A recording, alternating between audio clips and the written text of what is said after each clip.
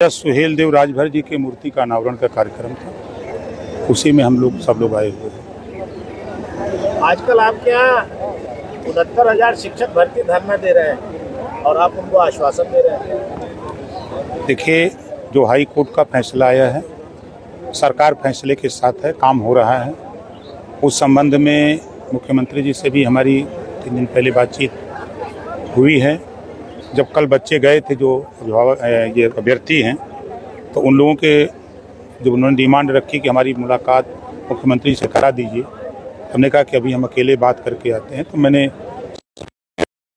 तो chief secretary महोदय ने कहा कि मैं तो दिल्ली जा रहा हूं और अवस्थी जी उनके साथ, आप उनसे बात कर लें। तो मैंने अवस्थी जी से बात की।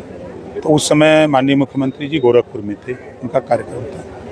तो वहाँ से मैसेज मिला कि गोरखपुर चले जाएंगे, अयोध्या से गोरखपुर चले जाएंगे, रात वहीं रुकेंगे, तो शाम को हम बताएंगे। तो शाम को मैसेज मिला कि सुबह गोरखपुर मुख्यमंत्री जी बुलाए हैं। तो फिर बच्चों को मैंने मैसेज दे दिया कि जो लोग 5 लोगों की टीम है, वो 5 लोग गोरखपुर पहुँच के हमको फ़ोन करिए, हम आपसे मुलाकात करा देंगे। ये लोगों का फ़ोन नहीं आया। आरक्षण और जातिगत जो जनगणना है, एक बड़ा मुद्दा बनता जा रहा है, इसके लिए क्या विकल्प सोचा आपने? देखिए, जब 1986 में आज जिस आरक्षण की चर्चा हो रही है, माननीय कांसी राम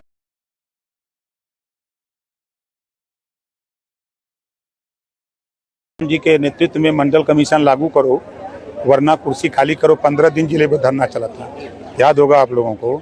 उस समय हम लोग कलेक्ट्रेट पर धरना दे रहे थे और गाँव से 1-1 किलो गेहूँ 1-1 रुपया मांग करके मंडल कमीशन को लागू कराने के लिए संघर्ष किए।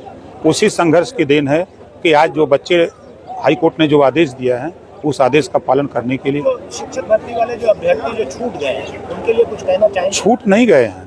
कोर्ट ने कहा है कि नए सिरे से आरक्षण जो नियमावली है, उस नियमावली का पालन करते हुए इनकी भर्ती कर लिया जाए। ये कोर्ट का आदेश है, उस पर सरकार काम कर रही है। हाँ, प्रगति है। ऐसे कल चीफ सेक्रेटरी ने कहा कि ज़्यादा से ज़्यादा 2 हफ्ते में हम नियुक्ति पत्र देना शुरू करेंगे। बुलडोजर नीति पे विपक्ष हमलावर था, अब कह रहा है कि जाति देख के इनकाउंटर कर रहे हैं। आधार कार्ड, अपराधियों के आधार कार्ड मांगे जाएं कि भाई अब वो गोली भी चलाता रहे, उसे कहा जाए कि तुम आधार कार्ड दो जरा देख लें तब गोली चलावें।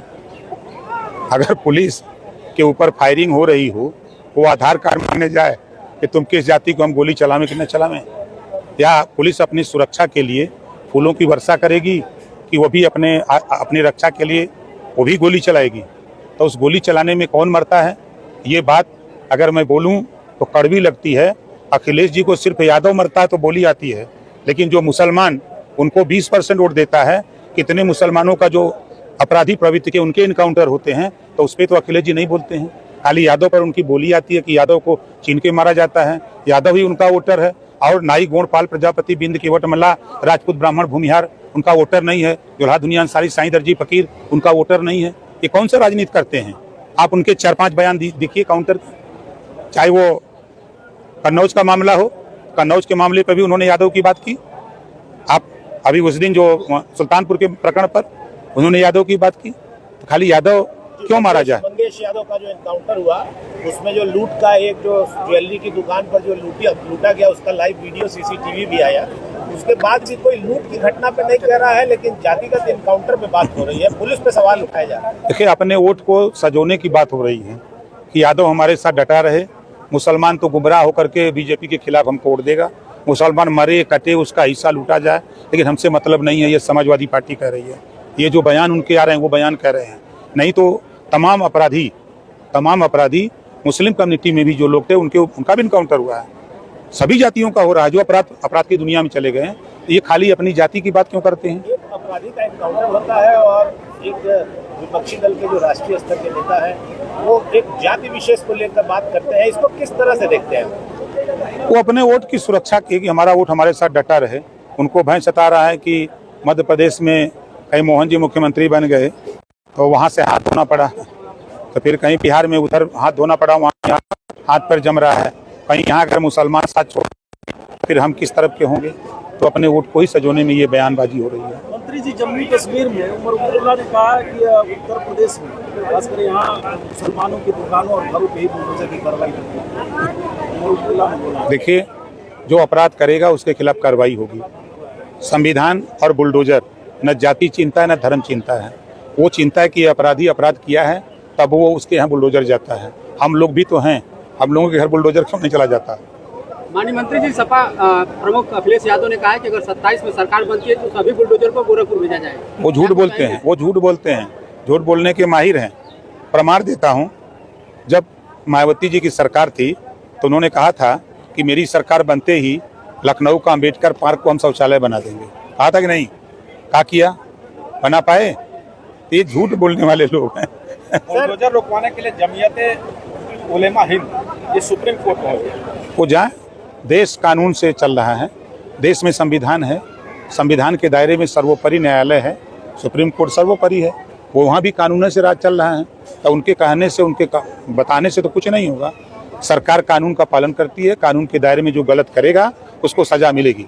चलेगी सर? बिल्कुल चलेगा, सर चल रहा है। वक्त संशोधन बिल जेपीसी की बैठक है, बड़ी हंगामेदार है। आप तो उस विभाग के उत्तर प्रदेश में मंत्री भी रहे हैं, आपको क्या लगता है क्या होना चाहिए? देखिए, वक्फ बोर्ड जो है, आपके घर को अगर वो कह दे कि ये वक्फ की जमीन है, वो कह दिया तो फिर चला जाएगा डीएम के यहाँ कि हमें ये खाली कराओ, आप कहीं नहीं जा सकते। इसी में संशोधन हो रहा है, इसी का संशोधन हो रहा है। जनहित में है। अब आप बताइए कि किसी विद्यालय को, किसी भवन को कोई कह दे कि हमारी संपत्ति है, आप कुछ नहीं कर सकते, तो खाली करा लिया जाएगा। तो उस समय के दौर में जो कानून बनाने वाले लोग कांग्रेस के रिजिंग में बने, या उस समय का जो दौर था, किन परिस्थितियों में बना, लेकिन आज की परिस्थिति में वो कानून हिसाब से जो संशोधन हो रहा है, वो डीएम को पावर दिया जा रहा है कि डीएम पहले उसकी जांच कर ले, क्या वास्तव में उसका है कि नहीं है। अगर नहीं है तो फिर उस पर कार्रवाई नहीं होगी। तो सर जेपीसी में विपक्ष इतना हमलावर क्यों है सरकार? इस नाते वोट के लो करके, खाली देखिए लड़ाई जो हो रही है सिर्फ मुस्लिम वोट को लेके हो रही है। अब आप बताइए कि कोई मुस्लिम टीचर हो, वो लेक्चर दे रहा हो इंटर कॉलेज में, बीए में, हाई स्कूल में, वो लेक्चर दे रहा हो, नमाज का टाइम हो जाए तो वो छोड़ देगा, क्लास नहीं है, वो चाहे जाएगा नमाज पढ़ने। जबकि इस्लाम में है कि माफ़ी है कि अगर एक वक्त की नमाज वो नहीं पढ़ सकता है तो उसके बाद जाके दूसरी बार पढ़ सकता है। उसी बात को तो सरकार ला रही है कि अगर वो लेक्चर दे रहा है, पढ़ा रहा है, अध्यापक है, तो उस समय वो पढ़ावे, उसके बाद जब दूसरे टर्न में उसकी नमाज का टाइम हो तो उसको जाके पढ़ ले। ये कौन सा गलत काम हो रहा है? तो वक्त संशोधन बिल सही कदम है, बिल्कुल सही कदम है। इसको होना चाहिए। जिस दिन आपको वक्त विभाग वाले पहुंच जाएंगे ना और कह देंगे कि ये मकान हमारा है और डीएम के यहाँ से नोटिस आ जाए खाली करो, तब आप कोर्ट जाएंगे, तब आपको समझ में आएगा कि ये कानून सही है या गलत है। सर, पत्रकारों की बात का आप इतना मुस्कुरा के जवाब दे रहे हैं, आप ही के सहयोगी दल भाजपा के एक मंत्री पत्रकार को देख लेने की धमकी दे रहे हैं, क्या कहेंगे? देखिए, हाथ में 5 उंगली है ना 5 तरह की है, सबकी सोच अलग अलग है। हो सकता है कोई जोश में कह दिए हों, हम उनकी तरफ से माफी मांगते हैं अगर उन्होंने ऐसी बात जोश में कही है तो। नहीं कहना चाहिए, नहीं ऐसा नहीं करना चाहिए। देखिए, आप चौथे स्तंभ हैं, आपके बदौलत ही हम लोग भी दिखे जाते हैं, हम लोगों की पहचान बढ़ती है, समाज में छवि बढ़ती है हम ही लोगों की बदौलत। आप जो चौथा स्तंभ है अगर काम न करे तो फिर ओम प्रकाश राजभर को कौन जानेगा, या जो भी नेता उनको कौन जानेगा। तो इसी नाते मोहम्मद साहब ने भी कहा है कि भाईचारा मिल्लत, उन्होंने भी कहा, गौतम बुद्ध जी ने भी वही बात कही, पंडित दीनदयाल उपाध्याय जी ने भी वही बात कही, वही बात बाबा साहब डॉक्टर अम्बेडकर ने भी कही, वही बात महाराजा सुहेलदेव जी ने भी वही बात कही। सब लोग मिल्लत की बात करते हैं, नफरत की बात नहीं। संविधान के अनुसार पत्रकार तो सवाल पूछ सकता है। बिल्कुल पूछ सकता है, पूछिए जितना पूछ रहा हूँ हमसे। कहा जा रहा है कि एक बार फिर समाजवादी पार्टी चेंज हो गया कि भैया नेता लोगों का कहानी ये बता दें, तो कह रहे हैं कि बीजेपी वाले जो है मनमाफी अपनी सीटें अपने लोगों को दे रहे हैं। वो मालिक वो है तब का है। हम तो खुदा कहते हैं, पूरी बांटने वाला उसके पात में अगर उसके हितनाथ बैठे हैं तो निश्चित है कि सबको अगर 3-3 4-4 पूरी मिल रही है तो परिचित को, हितनाथ को 1-2 पूरी बढ़ जाती है। तो सर, आप महाराष्ट्र से आए हैं, अभी आपका एक अधिवेशन हुआ मुंबई में, तो इस बार जो चुनाव हो रहा है क्या उसमें हिस्सेदारी आपकी भी रहेगी? बिल्कुल रहेगी। 22 सीटें हैं वहाँ, जहाँ 48%, 49%, 50% अकेले उत्तर भारतीय हैं।